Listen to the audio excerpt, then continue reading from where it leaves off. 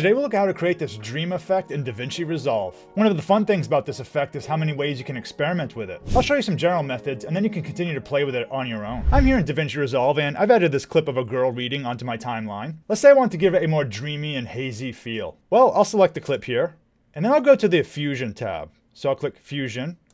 And here we have our media in and media out nodes. I'll put media in on the left viewer here. If you don't see the two viewers, click one of these squares up here and I'll make the two viewers. So I'll put media in on the left by clicking this little dot here, and I'll keep media out on the right, so we can compare our original and final result.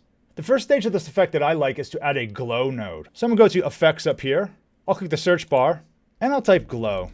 If you accidentally click and drag your node somewhere else here, just hold shift and click and drag it, and then let go when you're on the line here. Now right away, this is a pretty cool effect. If we click on the node, and then we make sure we have our inspector shown here, click on inspector. This is like the properties for the current node. You can already see there's a lot of options we can have to change it. I can change the size.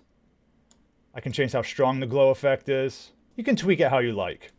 And of course, you can always go back later and change it. Another effect I like is the blur node. Let's go back to our effects. I'll search for blur. I'll just take the basic one. I'll click and drag it. And let's put it here. With the blur node selected, I'll go to the inspector.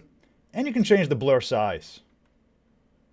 Now one thing I don't like is that it blurred the whole image. I actually want the middle to stay in focus. I just want the edges to be blurred. So I'm going to add a mask to my blur node. I can easily do that with these quick shapes here. I'll select the ellipse.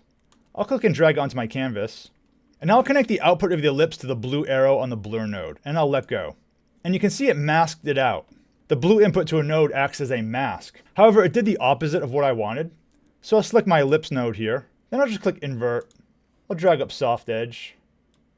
And now I have this effect where just the edges of the image are blurred. Another cool effect is prism blur. Let's go to effects. I'll search prism blur. Let's drag it down here. And prism blur lets us add some aberration to our image. This is kind of the slight offset color effect you get when looking through a prism or a side of a glass. So I can change the values up here. You can see the effect it's having, kind of giving it a little bit of a hazy look. Change the strength. Now once again, I don't want the effect to be strong in the middle here. So you can add a new mask to it. Or you can just output the ellipse mask into the prism blur as well. So now you see that prism blur is happening on the edges. So this is the basic structure here. You can continue to modify the settings as you like. One effect I like is in the glow node. You can actually expand this color scale here. And you can adjust the red, green, and blue values. We can add a little bit of red. We can decrease the green to get magenta. Gives it a little bit of a softer feel. We can decrease the blue to get yellow. Just a slight effect there. And you can keep changing them to get the color tone you like. Here's the final result I came up with.